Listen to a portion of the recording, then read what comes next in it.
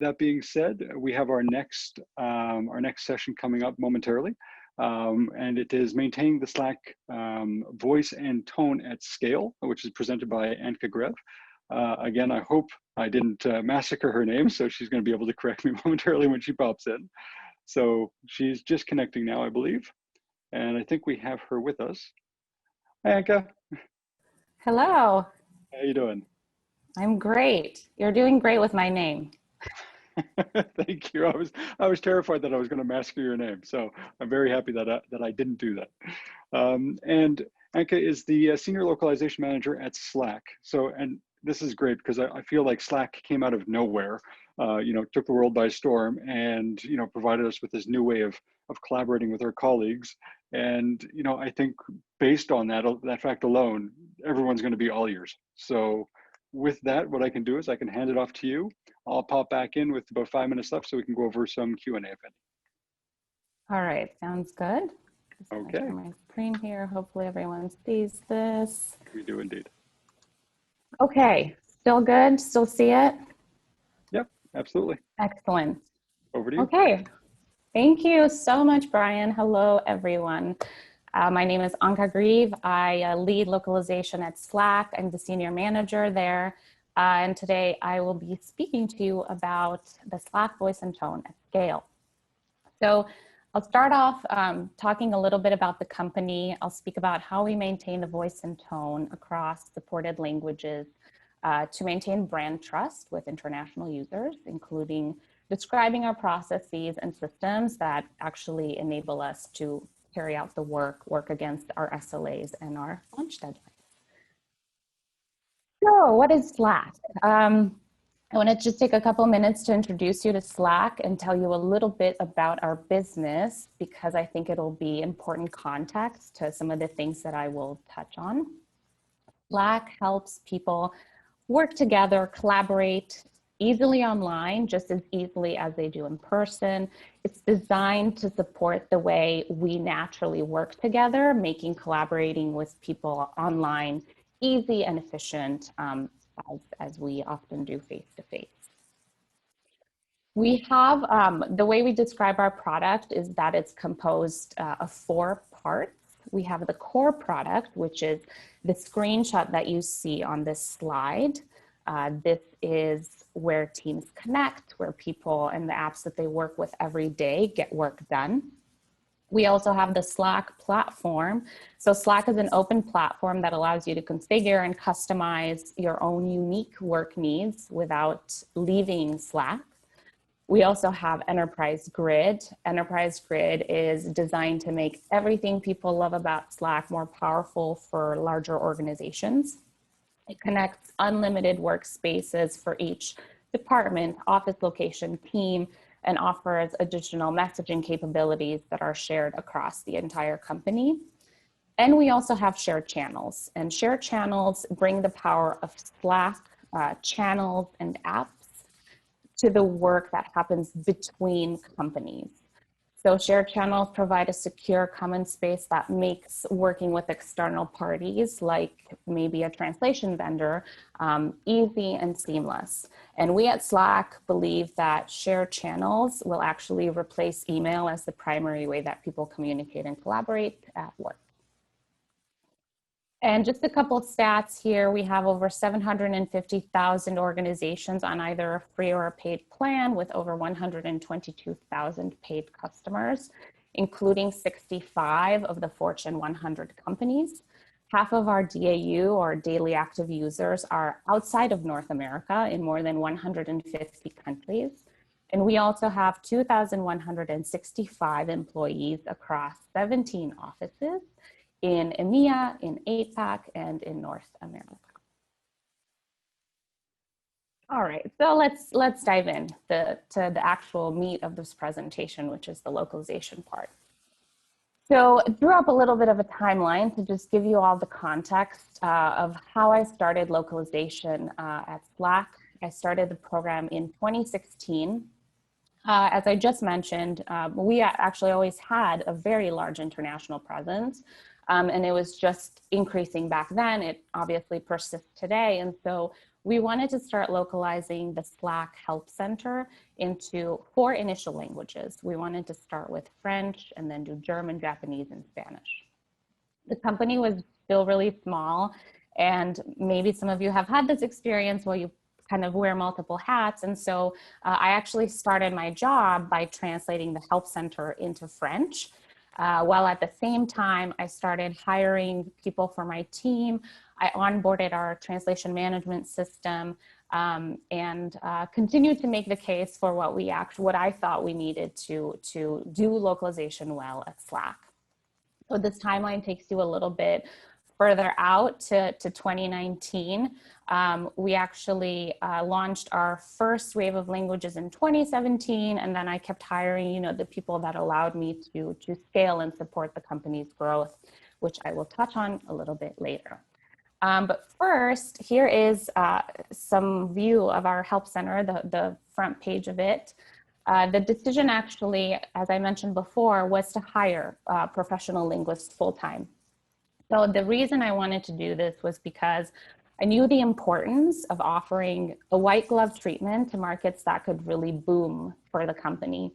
And I also realized early on that Slack has, and had then, still has a competitive advantage in how we address our users. So ensuring top quality was very important to us. As you saw on the previous slide, eventually we did hire all the 4 linguists we needed to support not just Help Center launches, but the product launches. And to just further give context as to why I really thought that in-house full-time role was needed from the linguistic perspective, one of our principles in our Slack style guide is to be clear, concise, and human. And it was this human element, this pervasive culture in Slack to pay really close attention to how we address our users, to how we support them, that signaled to me, okay, with this initial localization, I really want to gain the user's trust. And it's trust, from people who have never heard of the product. And I wanted to meet those people where they were. And I wanted Slack to be familiar to them and speak to them in a way that they understood. So this sort of philosophy and structure served us really well for a while. But today, the localization team actually looks very different than what it looked like in 2016 and 2017. I have reorganized the team into 3 pillars: projects, systems, and quality. And I did this because I realized that, so the company just grew incredibly fast. Like Bryan said, we kind of came out of nowhere. And I needed to figure out how to better scale the team to continue to help the company grow and to continue to remain the hub where all translation requests came to, so that we could maintain that consistency and that brand trust. As linguists, the team wasn't able to scale as fast as the company grew. So I was also really afraid of burnout for my team. So again, the reason we transitioned into these roles was to really intake, process, and deliver the work at a quality that we were really proud of. And there's this mindset at Slack of just constant experimentation that we have, especially in my department in customer experience. And this leads us to be able to make these types of decisions. When one thing no longer works, we change it. And we keep iterating on that change every couple months until it works. And then we probably change it again. Because the company is just growing so fast that this constant iteration, this constant experimentation is key. And I always say to my team, many of whom, many of these people you see were not in these roles before. So I always tell them it's not about what you know, it's about whether you can figure it out. And I think, that's true for our world right now. I digress a little bit, but if you kind of think about where we were in the beginning of this year versus now, I'm sure you all have had to adjust to match the needs of your company and your customers and the market and, a virtual conference. So it's a very different place. So we adjusted as well to match the needs of our company. But one of the dilemmas we had as we reorganized the team was, how do we maintain top quality without in-house linguists? Quality is really important to us because in addition to meeting our users where they are, it's how they recognize us. It's how they recognize our brand. And so we wanted that brand consistency so we don't lose our users' trust. And today, we do remain the hub for all translation requests at Slack across all supported languages, partly because we were able to shift our staffing model here. So how do we do it? So first of all, being the hub, in addition to maintaining that consistency and brand trust, puts us at an incredible advantage just in terms of the work that we can see inside the company and the processes that we can follow. We currently support 7 languages and power every single team that needs so every single team at Slack that needs translations, their requests go through my team, which translates into tens of thousands of words that we have to process per week.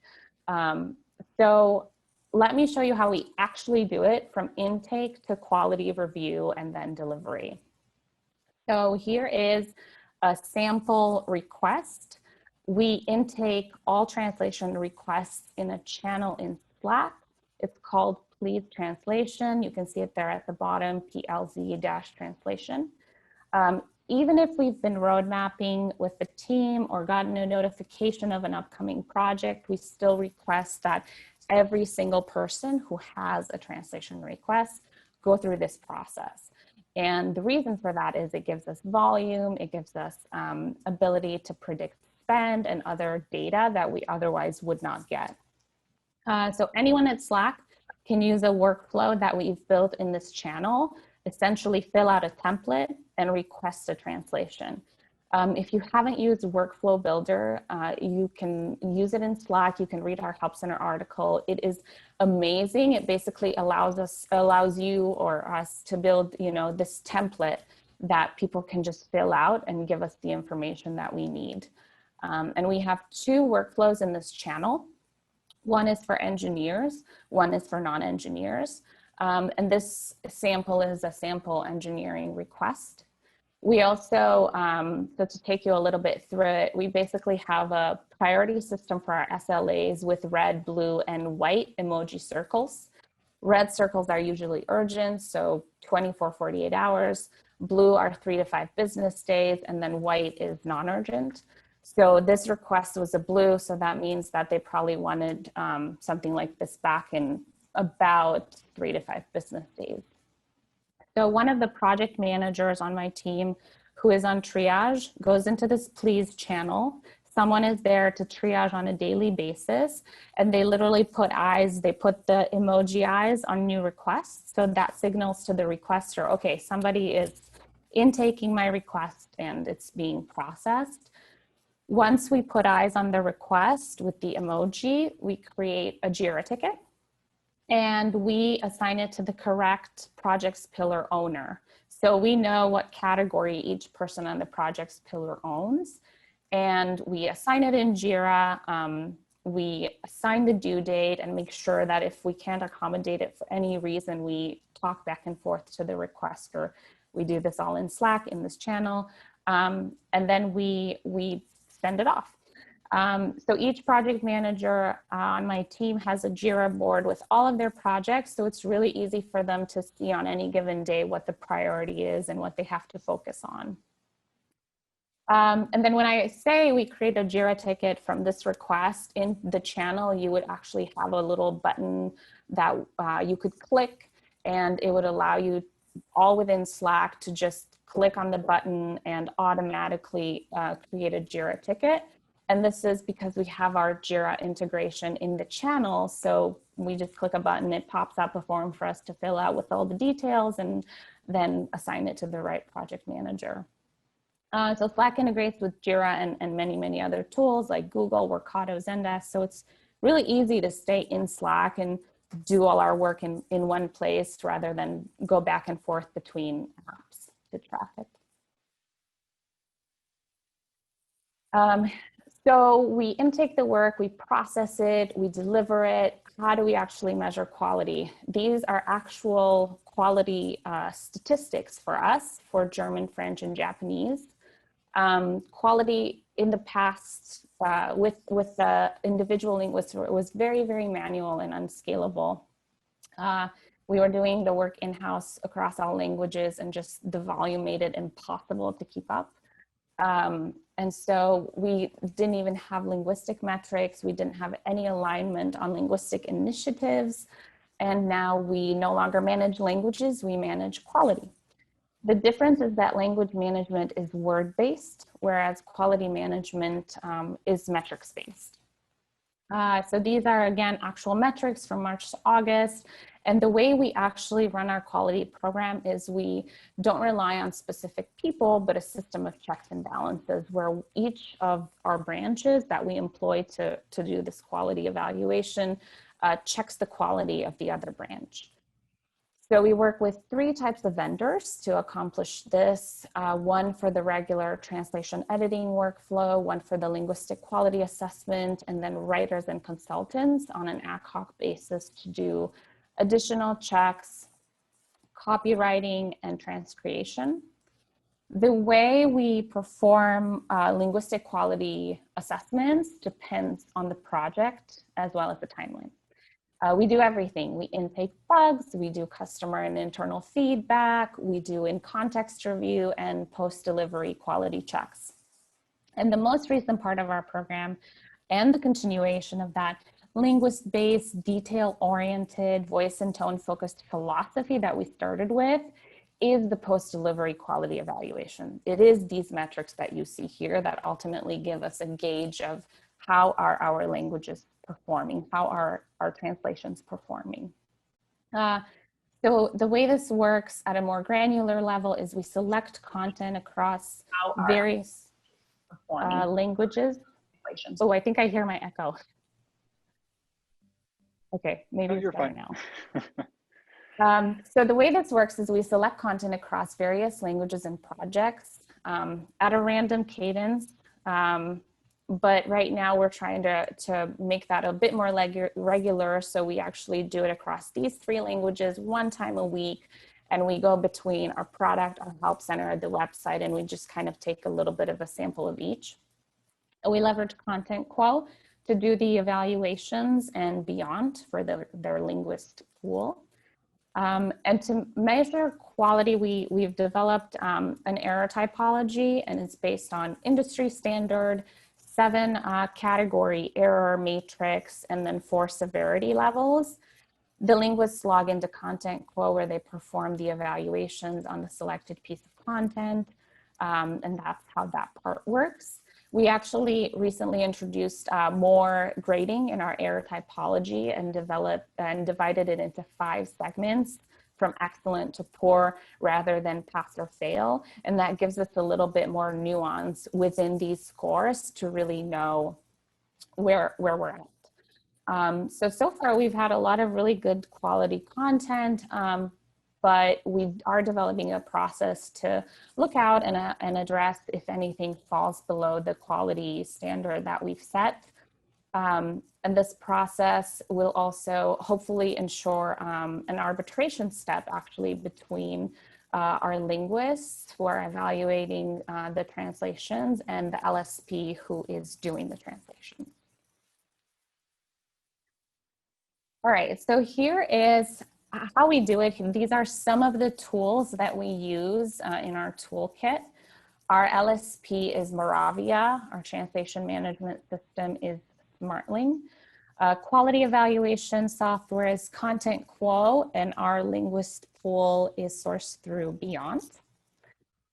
We also have, as I mentioned, numerous integrations, Jira, Workato, Trello, that help us run things from within Slack. So Jira helps us with project management tracking. Trello is where we actually do our CAs with our LSP. And then Workato provides us with an automated notification system for any kind of comments that the translators might make. In Moravia software, in Symphony, we actually get those notifications in Slack, which saves a lot of time. So every system we chose for a reason, and it was to scale efficiently and help the company grow. For instance, with Content Quo, we really needed a piece of software that we could just plug linguists in, and then they could be free to do the evaluations at their own pace. So what's next? Well, we had a lot of activity in March. We grew our connected users base in a matter of days to 12.5 million simultaneously connected users. So we saw a lot of people begin to continue to use Slack during this pandemic. During weekdays, the cumulative number of minutes of active users of Slack by all users globally now exceeds 1 billion.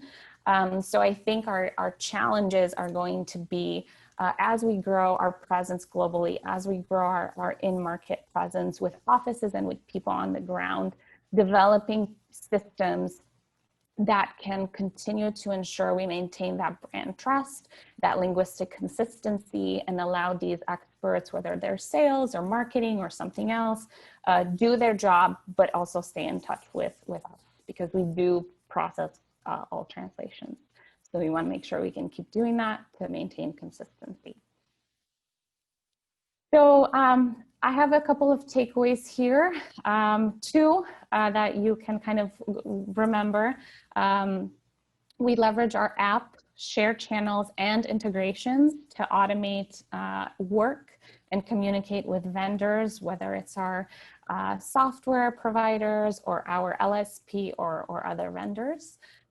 We also try to automate as many things as possible, including how we intake projects and how we measure quality to be able to scale alongside Slack. And that's all I got. So I think it's question time. I'll stop sharing. It is indeed. Thank you so much for that. That was great. And as a result of it being great, we do have questions. So that's we'll just hop right into it. So we have first one. It says, you've mentioned swift turnaround times, 2 to 3 days. Do you have specific criteria for splitting files, or do you simply split files between different translators on a routine basis? Also, what quality and process controls do you have in place to ensure that the work of different translators, sorry, that actually jumped around on me, different translators is cohesive in the final version? Okay, so do we split files between different translators, and how do we make sure quality and process controls basically get all these different things into one place? Correct. And of yes. Good quality? So we sometimes do have to, if we have a very extensive project, we try to give the LSP a heads up so that we don't have to run into a situation where multiple people are working on the same thing. If we do have that though, because we do have large projects, we try to segment it in a logical fashion. So like, let's say we have a doc, somebody will do the intro, somebody will do the body, somebody will do the ending. And when we do have something like that, we always try to get a brief from the content owner saying, what's this project about? How do we want to translate it? What audience are we targeting? So we try to give as much context to the linguists as we can so that they have that big picture of, okay, I'm seeing a random sentence and they kind of know what it's connected to. Great. And then that answers, I was going to say, I think that answers the first part. Yeah, and then I think the second part was how we keep cohesive quality? Yes, precisely. Okay. So it's hard. It's really hard because we have to move very quickly. But that's why we have this, especially on copy that's highly visible, or a lot of times this is marketing copy or brand copy. We actually do a lot more post delivery quality evaluation. It's more extensive. We schedule it, like it actually, it happens at a more granular level. For these types of high visibility projects, thankfully, we often have a bit more notice than for like, I don't know, 10 engineering strings. So we do, in the schedule, we do ask the stakeholder internally to budget time for the quality assessment even before delivery. So we have two ways of doing it, either before delivery if they have the time, or right after delivery. And that would be the way that we try to maintain cohesiveness and quality. Perfect, thank you. Another question for you. Do you have quality evaluations on an ongoing basis? So with that, do you evaluate all types of requests, content types? And what's your baseline? So what's the lowest score that would constitute a pass, for example? Okay, so the post-delivery quality evaluation program is relatively new. So we reorganized the team last year. So even the reorg is relatively new. And so we started this program in March. So we're still developing it, which is why we only have 3 languages rather than our 7 languages that we support. And which is also why we take a little bit from the Help Center and the product and the slack.com site, because the Help Center addresses a different type of audience. The product, sometimes it's more broad, and then the .com site is probably for new users who are visiting the site for the first time. So we try to select from 3 areas in 3 languages. And again, this is because we just started, but I think that also gives us a good view of different customer segments. Right. Okay. And with respect to the lowest score, is there something specific you have that you'd like to communicate? So our lowest score right now is 99%. So if something is under 99 or, not near perfect, we really try to dig in and see why and understand why. So again, like we're still adjusting a lot of these. We just implemented the 5-point, excellent to poor rather than pass fail. But I think this is a testament to how great our translation teams are. We do a lot of training with them as we onboard them as to what Slack is and how Slack sounds. And they're able to carry this through to a level that we're really proud of. Fantastic. Wow, thanks for that. Okay, and again, the questions just keep coming in, so I'm sorry if I'm bombarding you. Okay. I just know that we want to be able to get through them all. So, right, so I don't know if you'll have the answers for this one, but irrespective, how big is your developer community, and how easy was it for you to onboard them within the Slack Jira integration? Did you face any particular challenges? Robert, that was not my team. So I can't speak to that, but I have your info and I can connect you to a person that can. Oh, very good. I will say our developer community is very large and global, but I can connect with Robert offline and give him some stats. Right. For clarity, you mentioned that you normally deal with 7 languages. May I know what those languages are? And do you have a plan to include Indian languages? So the 7 languages we support are French, German, Japanese, Spanish for Spain, Spanish for Latin America, English UK, and Brazilian Portuguese. I would love to continue expanding. I'm not the person who makes those calls. There's a lot of internal collaboration to decide what markets we enter next and what languages we localize in. So unfortunately, I want to say yes, we of course want to support all the languages because, I grew up speaking a language other than English, and it's so nice when you can have a product in your language.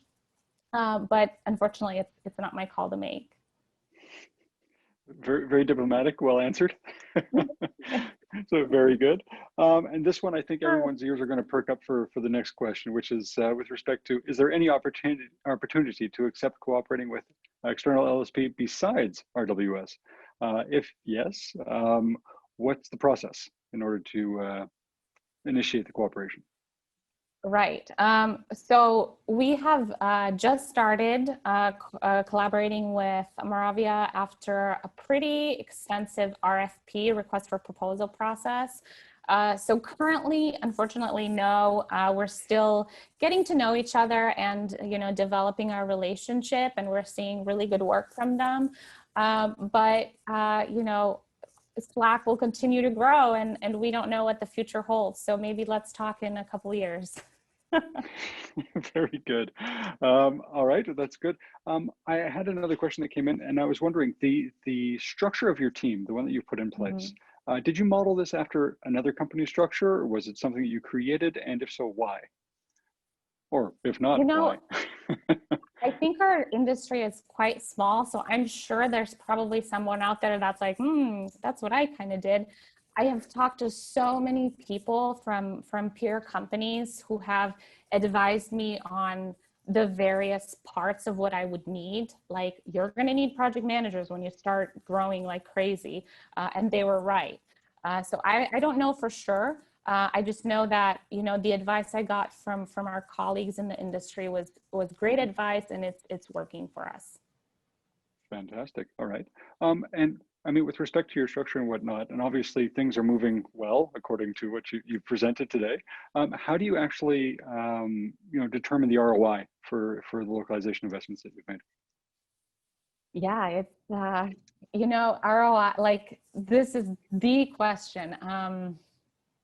We have better metrics now, working with Moravia, actually, both volume metrics, and we're able to split projects by the department. And so we're able to work with the department to tell them, here's what processed for you guys, what we processed for you guys. And, um, you know, I think we're just now engaging in a conversation where a couple months after we started working with Moravia, we have those metrics to present to them, but we haven't yet gotten to a point where we're able to connect the dots between the work we do and the work they do, and kind of see truly what, take out all the other things that, for instance, marketing does, and just look at localization's impact Right. in a certain area. I don't think we're there yet, but we're definitely working towards it, because I also think that's really one of the ways that you can say, I bring value.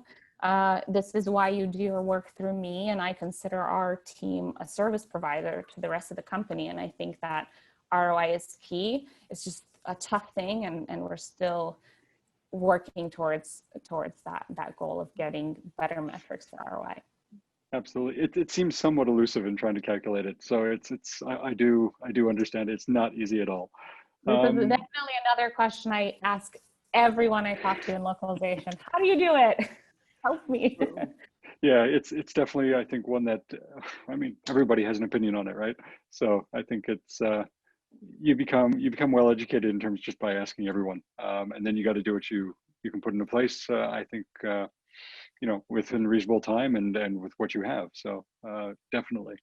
Yep. Um, Yep. one other question about, you mentioned Spanish for Latin America. How did you decide which Spanish of Latin America, and which Yeah, one did you choose? our initial launch in 2017 was Spanish for Spain, and that, I think, was based on usage metrics. Okay. I think that as we grew, we